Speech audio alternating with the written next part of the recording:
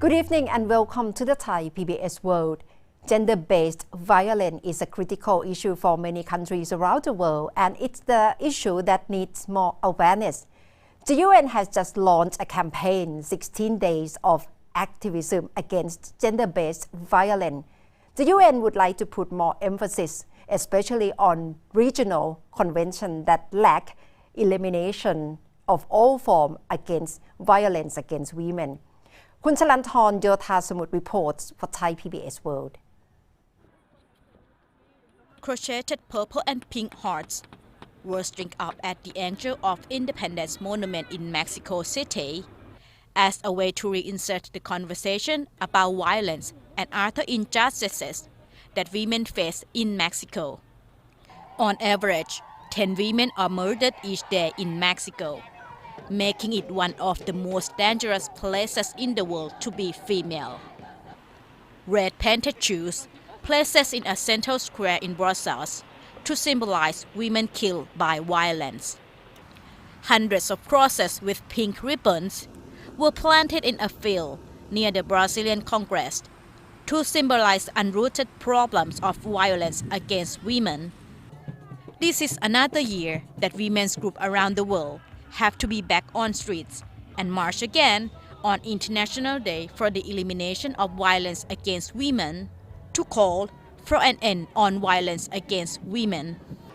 The UN Women's Agency launches 16 Days of Activism Against Gender-Based Violence, targeting the underreported crimes of rape and calling states to revise national law in order to ensure that the definition of rape is based on absence of consent, even within marriage. So at the level of the Council of Europe, we have a new convention on elimination and prevention of violence against women and domestic violence, and there is clear requirement for all states of the Council of Europe to specifically and explicitly criminalize marital rape, also to change definition of rape and to base definition on absence of consent. This is also a requirement under the CEDAW Convention.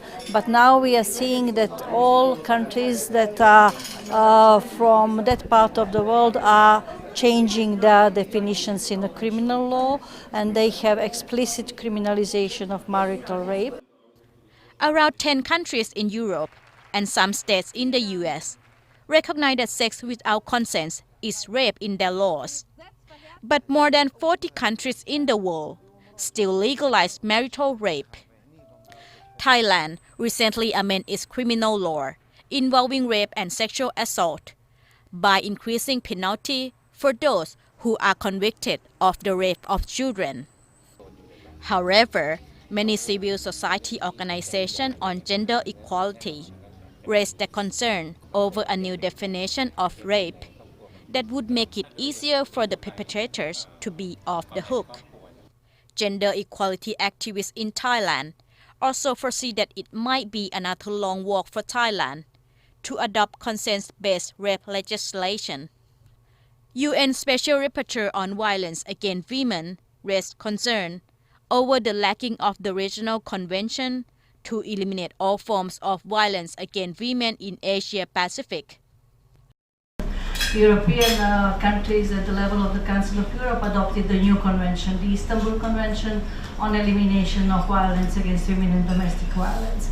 At the African region there is Maputo Protocol. At Latin American region there is also a convention, Belém do Pará, on the elimination of violence against women.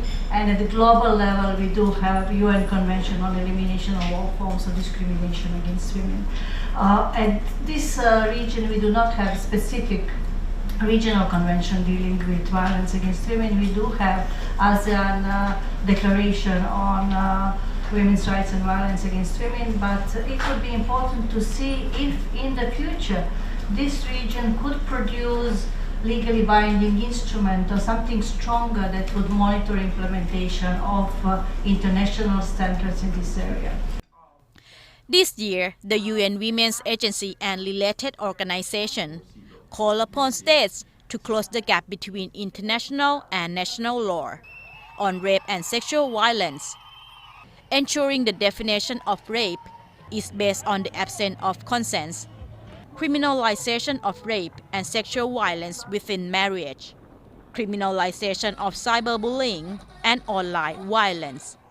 Chalanthorn Yothasamut reports.